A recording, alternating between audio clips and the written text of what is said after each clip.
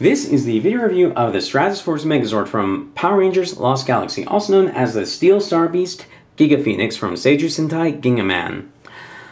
If my voice kind of goes out towards the end of the review, I apologize. I lost my voice over Christmas, that's why I didn't do many videos over December, and why I'm just now starting to do videos again in January.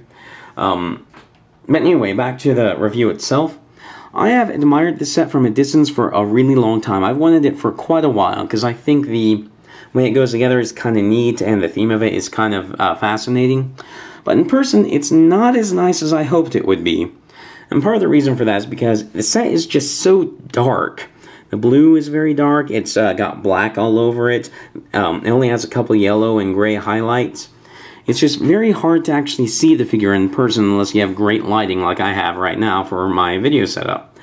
That's the first problem with it. The second problem is that this guy and this guy look kind of silly. They look more silly in person than they do in pictures or in a video. And part of the reason for that is because you don't feel the figures when you're watching a video review, and then when you looked at something through a camera, you only see one eye of it. You don't get a stereoscopic view of it, whereas in person you actually get to see the depth of the thing. So how this appears on camera, it does look kind of silly, but I guarantee you it looks more silly in person. The other problem is that this tail fin right here that really makes this one look silly. It's known for breaking off, so a lot of the reviews and pictures I've seen of it have one or both of these tails missing, which really change how the thing looks, because when you only have one tail, it's not really fair to judge how it looks, because, hey, it's broken. You don't know what the actual intended effect was supposed to be. So, now I have one of this Zord in good condition is great for me, but it does confirm the suspicions that it does look kind of silly. Now, I talked about these things breaking, and it actually has something to do with my copy of this Zord, which I think this Zord looks very silly. It looks like a strange version of a snowmobile. It doesn't look like a flyer at all, even though it's supposed to be. All of these are supposed to be able to fly. It's got nacelles, or guns here. I'm not sure exactly where they're supposed to be. But it has no wings, and then it has sleds for landing gear. It just looks very strange. Now onto the durability issue. If you look here at the hinge is actually broken there. Now that doesn't actually affect the ability of this thing to combine because of how this thing pegs together like this, how it sandwiches between here and here. So it's actually fine in robot mode. It's only in the vehicle mode that's actually a problem.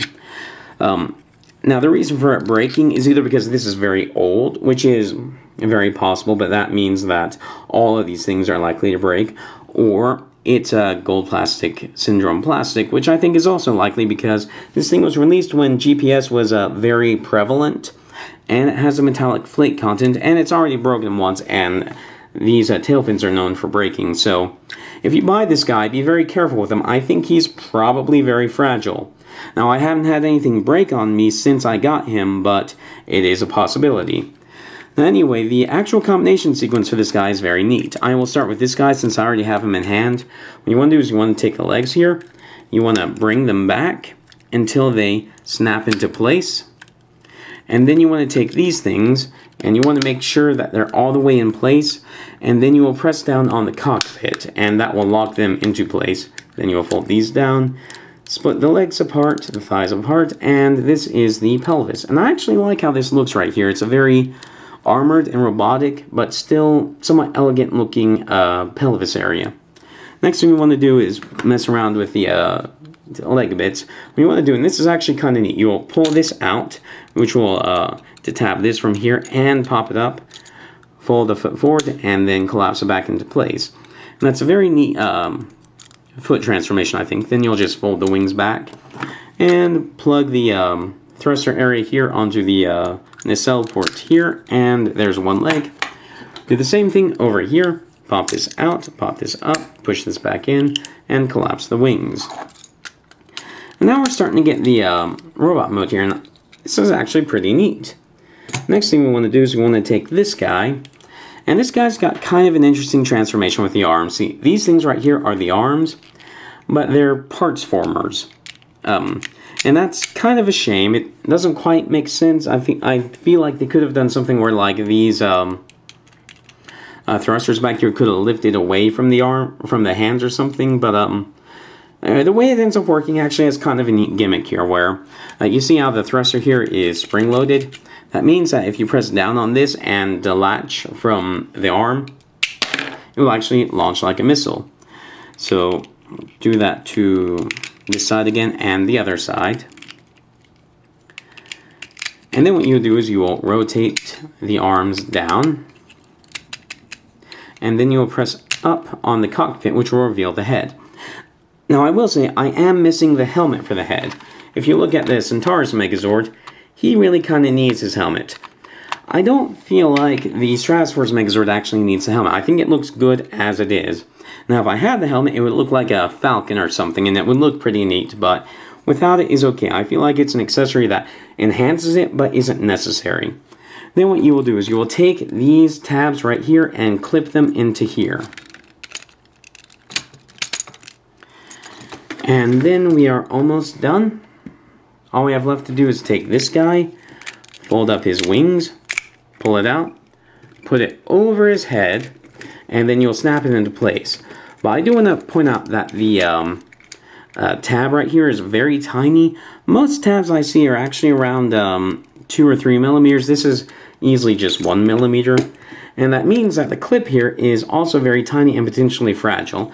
I just wanted to point that out. And then you'll tab it into place, split his chest wings, and here we have the Stratoforce Megazord in robot mode. And this is actually a very neat robot mode. I like the combination sequence, I like the look of it. I just wish it weren't quite so dark. Although that does reveal some more red and some yellow here, is quite nice. For articulation in this mode, and that came untabbed. For articulation in this mode, the arms will go around 360 and the legs will rotate around a little bit. And that's about it. It's a very early era Sentai figures, or not early era, but it's not quite a modern era Sentai yet. And one problem that this guy does have is that his ankles are kind of weak, so he will just stand just fine. But if you tap him, then he will fall back, so that is a problem. And the last thing to really talk about is that he does have this weapon right here. It doesn't store anywhere on the actual Zords, but it is a neat combination between something that looks like a boomerang and a wing, and it forms a sword. And it's also a flexible plastic. And I think this looks kind of neat. It's a bit under-detailed compared to the rest of it, but it is a neat addition to the figure, and it does help him stay balanced by putting more of his weight forward. And if you wish, you can still do the gimmick where you launch the fist. It doesn't launch very far, but it is a somewhat neat idea.